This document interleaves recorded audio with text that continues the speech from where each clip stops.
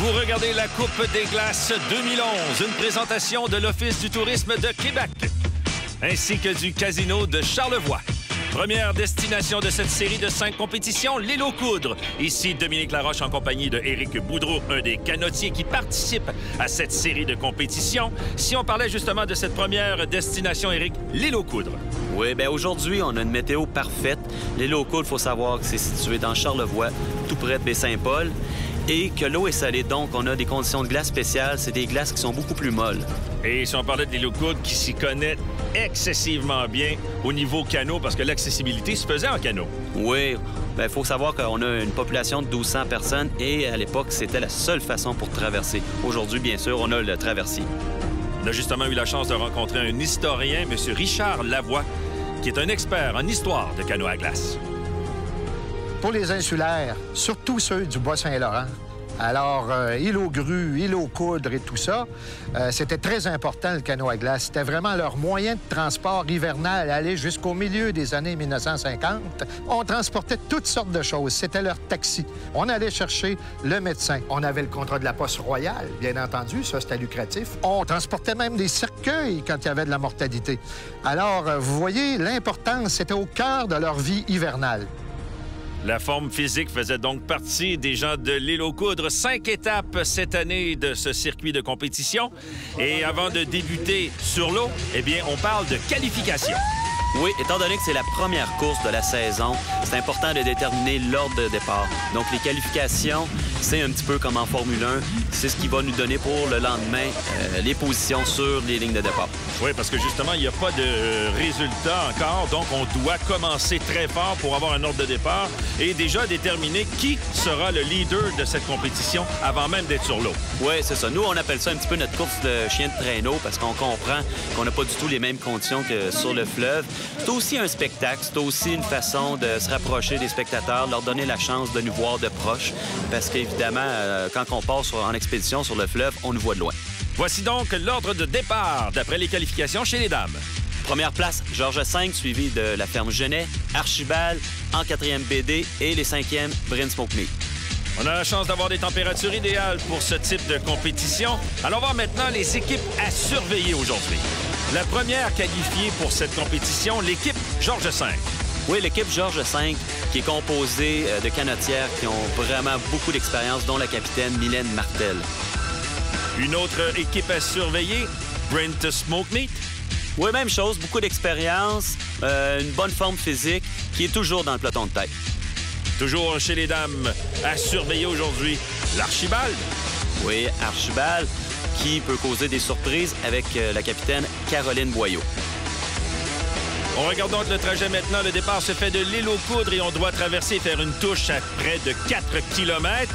Comment ça se passe aujourd'hui? Parce qu'il y a un courant important. Un courant montant très, très fort et les glaces ne portent pas très bien. Donc, la stratégie, la navigation est très importante. On va voir les équipes qui vont longer l'île aux Coudres avant de traverser afin de ne pas se faire emporter par le courant. C'est un départ pour cette première compétition. On vous présente les dames et ensuite la compétition chez les hommes. Éric, la stratégie aujourd'hui? La stratégie, ne pas se faire prendre en d'autres équipes, tout de suite sortir gagnant de cette première section et avoir la bonne ligne. Donc, être libre tout au long du parcours, faire sa propre course. Oui, puis surtout au début, on va avoir de la place pour ramer. On veut pas être pris dans un bouchon.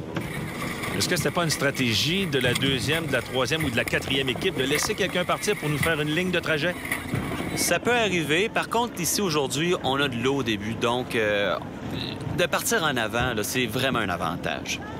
Est-ce qu'on peut dire que c'est la température idéale pour ce genre de compétition? Parce que vous êtes dans un canot, là. Bien, je dirais qu'en tant que canotier, nous, on va se faire avec les conditions qu'on a cette journée-là. Mais c'est évident qu'on apprécie une belle météo comme ça, un beau soleil. Pas une compétition d'auto-tampon. Pourquoi est-ce que ça arrive si souvent, ce genre d'accrochage? Au départ, il y a toujours vraiment un spectacle assez fascinant à regarder. Les équipes qui vont avoir beaucoup de contacts. Il faut savoir qu'on a chez les dames, il y a une dizaine d'équipes qui prennent le départ à queue leu-leu. Donc, si quelqu'un est un petit peu ralenti, l'équipe qui la suit va immédiatement avoir un contact avec elle. Ce que l'on vous présente aujourd'hui, donc, c'est la classe expert. Il y a une classe sport qui s'adresse aussi aux amateurs. Donc, il y a des gens qui peuvent se présenter là, même s'ils ne performent pas comme ceux que l'on peut voir au Carnaval de Québec, et ils peuvent participer. Oui. En fait, fait, chez les dames, il n'y a qu'une classe. C'est la classe élite femme. Chez les hommes, on a les élites hommes. On a aussi la classe sport qui est mixte. Donc, pour ceux qui débutent ou pour ceux qui veulent prendre ça plus à la légère, si on veut, vont aller dans la classe sport où on retrouve habituellement autour de 25 équipes. Ceux qui dominent présentement cette compétition, Georges V.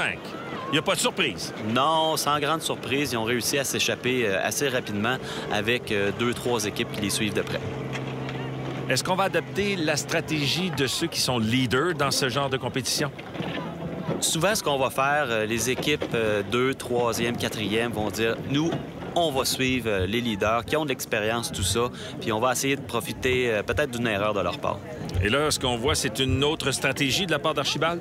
Oui, Archibald, au lieu de longer l'île, ont décidé, eux, d'entamer leur traversée immédiatement après le départ. On le saura si c'est une bonne stratégie après la pause. Restez là.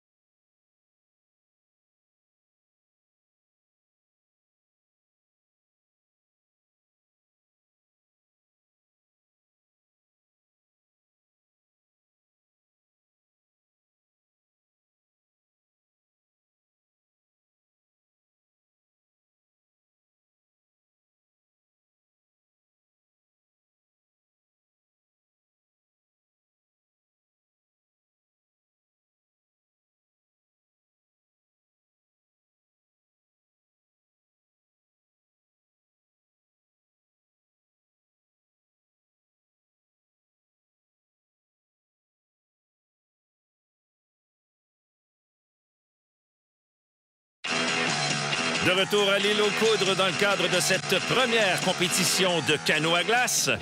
Et toujours chez les dames, eh bien, est-ce que Archibald avait une bonne stratégie? Eh bien, Éric, on peut en parler. Il va falloir le savoir après la traversée. Pour l'instant, ce qu'on voit, c'est l'équipe Georges V qui a une bonne petite longueur d'avance sur ses poursuivants. Quand on parle de gestion d'énergie, on voit ici que le rythme est bon, mais on ne donne pas le tout pour le tout, car on sait qu'on a une bonne avance.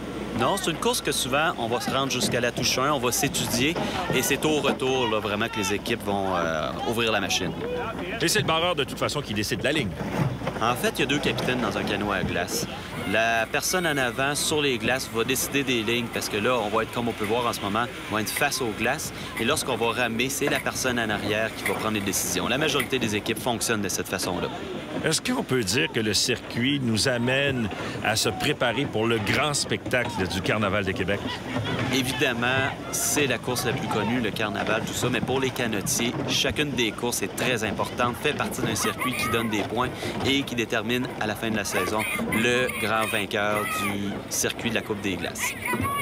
On parle de canot, on parle de compétition canot. Ici, il y a des images extraordinaires. Il y a le barreur qui avait une caméra sur son casque pour faire la traversée. Et si on parlait des autres pays qui participent à ce genre de compétition? Oui, on a souvent des formations qui viennent de l'extérieur, qui viennent expérimenter ce sport-là sans pour autant avoir la chance de pratiquer dans les mêmes conditions. Cette année, on a une équipe de la France qui participe à la traversée de l'île aux Coudes. Donc, on les verra tout au long de la série? Souvent, ils vont venir participer à 2, 3 épreuves. Au carnaval, on a une équipe de la Corée qui s'est inscrite. Donc, c'est un sport, Éric, qui se pratique au Québec. Oui, on est fiers de dire que c'est 100% québécois, le canot à glace. Ça fait partie vraiment de notre histoire, de notre patrimoine. De retour à la course, 30 minutes environ le long de l'île aux Coudes. Maintenant, on entame la traversée. Oui, les équipes de tête qui ont longé l'île aux Coudes commencent la traversée. C'est le temps d'attaquer pour aller à la touche 1 à Saint-Joseph-de-la-Rive, sachant très bien qu'il y a quand même une équipe Archibald qui a déjà entamé sa traversée tout de suite après le départ.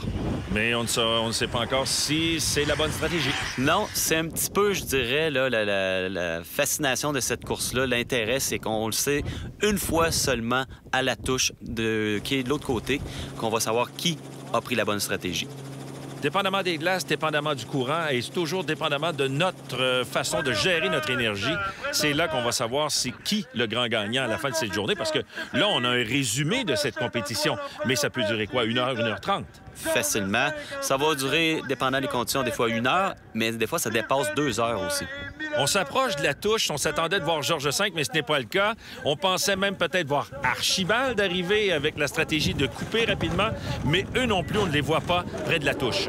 Non, Archibald est loin d'être arrivé pour l'instant et Auberge Saint-Antoine a profité de la traversée pour prendre la tête de cette course. Et on sait qu'on va changer les règlements. Ça a été une traversée ardue. La touche devient donc le fil d'arrivée. Oui, Dominique. Il faut savoir qu'il y a un règlement qui stipule qu'on a 60 minutes pour se rendre à la touche 1. Sinon, il nous laisse pas repartir. Et donc, Georges V se retrouve en 2e position, mais on est sur l'eau, donc on le sait qu'on ne retournera pas de l'autre côté. Oui, les équipes qui vérifient leur montre savent très bien qu'ils n'auront pas le temps de repartir. Donc, Auberge Saint-Antoine qui va se mériter cette première position. Oui, elle réalise en ce moment que c'est la fin de la course et que c'est les grandes gagnantes. Donc, si on résumait aujourd'hui, ça a été une traversée ardue, beaucoup trop longue. Georges V qui s'est pointé et Archibald qui n'a pas réussi à faire une stratégie rapide pour se faufiler. C'est donc Auberge Saint-Antoine qui termine en première position. Elles seront suivies de l'équipe Georges V et c'est Turf la Tulipe qui termine 3e. Et qu'est-ce qui arrive ensuite? Eh bien, ça se termine là pour tout le monde. Il va y avoir classement, mais il faut retourner au point de départ et ça va se passer en traversier. Voici donc les résultats officiels de cette compétition. Auberge Saint-Antoine première, Georges V deuxième, Turf la Tulipe troisième et en 4e place, Bryn Smoke Meat. Demeurez des nôtres après la pause. Les hommes, une quinzaine d'équipes s'affrontent à partir de l'île aux Coudes. Restez là.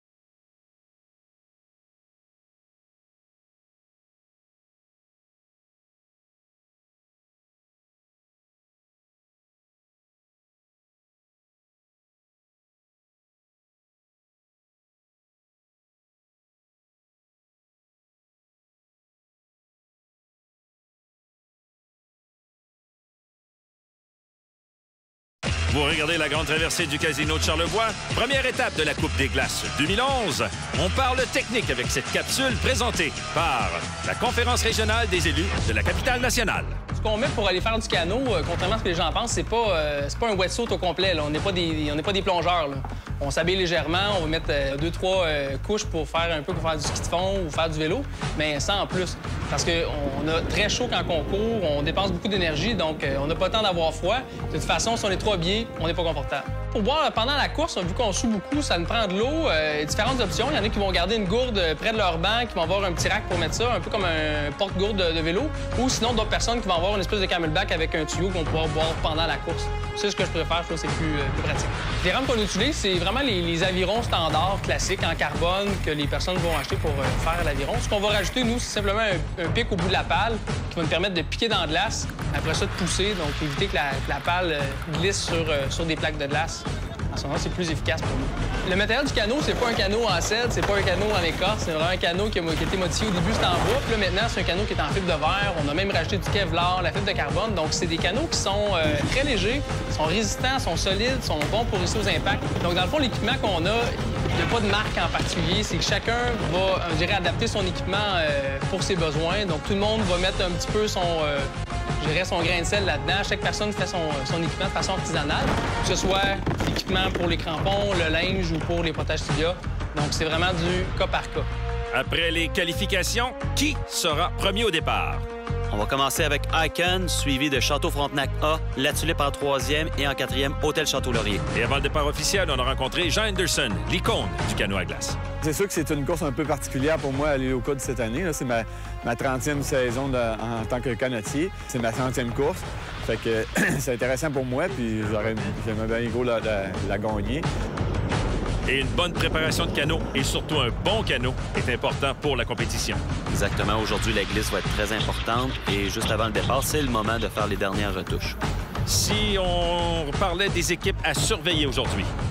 Alors, sans grande surprise, on va avoir l'équipe qui a remporté les qualifications, c'est-à-dire Icon, qui est toujours à surveiller. Une équipe très jeune, très en forme, qui s'entraîne aussi également très fort avec David Laroche en tant que capitaine.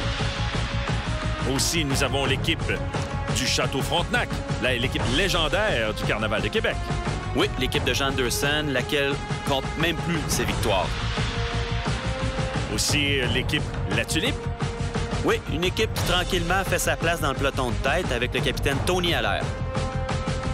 Il ne faudrait pas non plus mettre de côté l'équipe Château-Laurier. Non, une équipe toujours à surveiller qui habituellement est toujours sur le podium à la fin. Le départ est donné et bon, même si tout le monde se rassemble au fil d'arrivée pour avoir un grand sourire, quand c'est le départ, la guerre vient de commencer. Non, il n'y a plus d'amis. On va avoir beaucoup de contacts sur les départs. Et c'est important maintenant là, de se faire une bonne ligne, car on l'a vu chez les dames tout à l'heure qu'on n'a pas réussi à revenir et là, ça ne sera pas le cas. Ouais, on veut se dépêcher, quoique chez les hommes, il n'y a pas trop d'inquiétude de ce côté-là. Bon, si on parlait justement des grandes difficultés, parce que présentement, là, on voit que c'est très difficile de sortir des lignes des autres concurrents. On veut faire sa place et c'est vraiment, comme je disais tout à l'heure, la guerre. Oui, le départ, c'est souvent un moment de se faufiler, de monter 1, 2, 3 positions. C'est également le moment de pas faire de gaffe et essayer d'éviter les contacts. Est-ce que ça prend pas un peu de chance pour arriver quelque part où est-ce que la glace fait de l'espace, on peut se faufiler, on peut passer? Ou quand on regarde l'équipe Château-Frontenac qui, font tant de podiums, qu'est-ce qui arrive? Pourquoi cette chance et pourquoi toujours être le leader dans ce type de course? La chance, on se la crée. Et Château-Frontenac prennent rien à la légère, que ce soit la glisse, que ce soit l'entraînement, l'embarcation, tous les détails sont pris en considération. Donc, la ligne à adopter?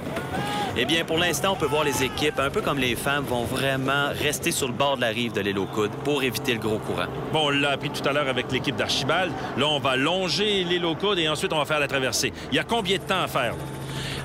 On peut estimer à peu près une bonne vingtaine, trentaine de minutes à longer l'île. Encore une fois, des impacts. Mais c'est pas voulu réellement. Non, il faut savoir aussi qu'il y a tellement de trafic au départ On essaie de les éviter, mais les embarcations sont quand même relativement solides, puis les équipes sont habituées à ça. Et on en parlait un peu plus tôt en dehors des ondes. Il y a beaucoup d'équipes qui ont un nouveau canot cette année. Donc, on essaie de s'en sortir pour avoir une meilleure technologie et être plus rapide sur l'eau. Oui, la forme des coques va continuellement évoluer. Les équipes dans la classe élite, habituellement, vont garder leur bateau, 2-3 ans maximum. Et là, on voit déjà que c'est très rapide. Oui, Icon qui est premier, suivi de près de Château-Frontenac qui a repris la deuxième position et la Tulipe qui est pas loin. Et on peut voir qu'on suit vraiment là, à la queue leu-leu pour profiter du sillon du premier. Château-Frontenac n'est pas habitué d'être deuxième. Icon premier. Pour rester premier, ce sera pas facile. Oui, mais en même temps, Château-Frontenac savent qu'ils ont l'énergie, qu'ils ont la vitesse, tout ça, pour dépasser à tout moment. Pour eux, ils prennent leur temps. Tout ce qu'ils veulent pour l'instant, c'est de rester dans le peloton de tête. Éric, vous faisiez partie des bateaux. Quelles sont les sensations de cette première compétition et quelle est la pression qu'on sent quand on se retrouve dans un de ces canots et que c'est le départ? On veut éviter à tout prix les gaffes. On veut vraiment là, coller les premières équipes de tête et essayer là, de ne pas se faire prendre dans un embouteillage. Et qu'est-ce qui arrive si c'est pas le cas? Bien, on se débrouille et on remonte. Justement, on envoie un chaos de départ. Oui. Alors, beaucoup d'embouteillages, il n'y a pas beaucoup d'espace, puis tout le monde essaie de prendre les devants. Et c'est justement le chaos présentement, et on va laisser vivre cette compétition pour quelques instants.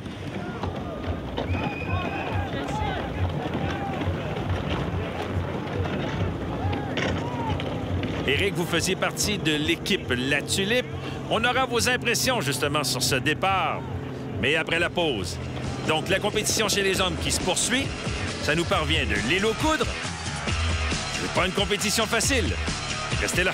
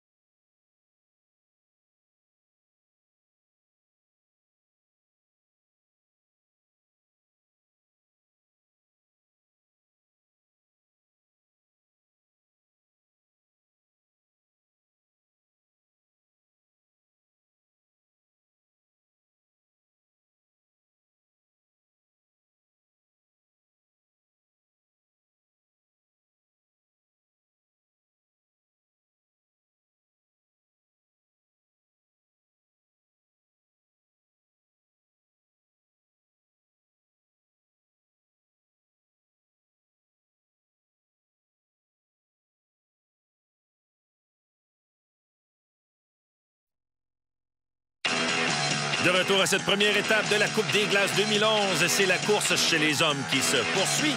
Est-ce qu'on a adopté la bonne stratégie? Ce sera à voir. Éric, comme on disait avant la pause, vous faisiez partie de l'équipe La Tulipe. Est-ce que la stratégie est bonne? Pour l'instant, dans notre formation, le but, c'est vraiment de rester avec les leaders. Donc, de suivre ceux qui ont une bonne ligne et de se coller donc à ceux qui, habituellement, font des podiums.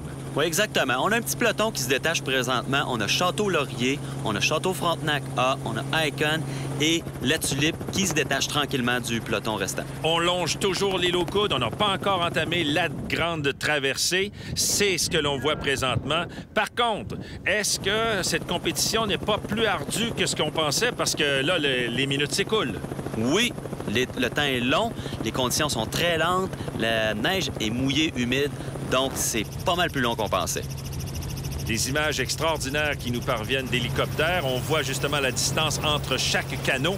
Est-ce qu'on peut commencer à s'imaginer qu'on va être capable de revenir de l'autre côté? Quand on regarde les règlements, ce qu'on a vécu chez les dames, on sait que ça n'a pas été facile. Qu'est-ce qu'on doit s'imaginer présentement? Écoute, chez les élites, d'habitude, c'est vraiment pas un problème. Mais là, Château-Frontenac approche la cible en 57 minutes. Donc, on est très, très proche. Donc, on est proche de la cible, mais est-ce qu'on sera capable de retourner? C'est ce qu'on va voir. Château-Frontenac se font remettre le sac postal, donc repartent pour le retour. Château-Frontenac qui est donc de retour, qui a passé devant, lors de cette traversée, devant Icon. Et le groupe La Tulipe, qu'est-ce qu'on fait présentement? On sait qu'on s'approche de l'heure décisive pour peut-être ne pas être capable de retourner de l'autre côté. Je vois qu'on n'y pense même pas pour l'instant. On se croit sécurisé. On a Icon en deuxième place. On a Château-Laurier qui est pas du tout loin et qui se pense vraiment à se préparer pour leur retour. C'est là que le sprint va se jouer. Et la compétition est très serrée. On voit que les canots sont très près l'un de l'autre. C'est Château-Frontenac en première position. Mais qu'est-ce qui va arriver présentement? Là, on a Icon en deuxième et Château-Laurier, Québec, qui est tout juste derrière, qui se prépare à ramasser le sac postal, mais comprenant pas ce qui se passe, se font dire, bien, votre course est terminée, un peu comme chez les dames plus tôt aujourd'hui, et La Tulipe qu'on voit ici arriver en 4e place. Donc, avec les minutes qui s'écoulent, le temps qui s'écoule, la stratégie qui était peut-être un peu plus longue, eh bien, il y a seulement que Château-Frontenac qui peut retraverser pour aller chercher cette première victoire. Oui. Exactement. La course se termine là pour toutes les autres équipes. Donc aujourd'hui, une seule équipe réussira à faire le parcours au complet. Par contre, tout le monde a un classement. Donc, le deuxième à s'être présenté aura la deuxième position. Il n'aura pas besoin de faire l'effort pour retraverser et aller chercher la première position. Oui, puis ça, ils l'ont manqué de peu. Il faut savoir que la deuxième équipe est arrivée 2 minutes en retard pour la touche. Alors, grande victoire quand même pour Château-Frontenac. Pas seulement qu'une victoire au niveau du temps, mais aussi une victoire psychologique d'avoir réussi cette traversée. Oui, Jean Anderson qui fête de la meilleure façon sa 100e victoire, revient tout seul en gloire devant tout le monde et il ne sait même pas à ce moment-là qu'il est seul sur le parcours. Comment est-ce qu'on se sent quand on arrive et qu'on ne peut plus retraverser? C'est une très grande déception. Comment est-ce qu'on va faire maintenant pour calculer le temps de cette compétition? Pour les équipes qui n'ont pas complété le parcours, on leur ajoute une pénalité en temps. Donc, félicitations et bravo à l'équipe Château-Frontenac pendant qu'on regarde le tableau des résultats. Oui, la première position qui va leur donner 300 points au cumulatif de la saison. Icon, deuxième avec 290. Hôtel Château-Laurier, 280 points. La Tulipe, 270. Groupe des gagnés, 260 et ainsi de suite. Merci beaucoup, Éric, pour cette analyse. Prochaine course, le Carnaval de Québec à ne pas manquer. C'était Dominique Laroche dans le cadre de la Coupe des glaces 2011.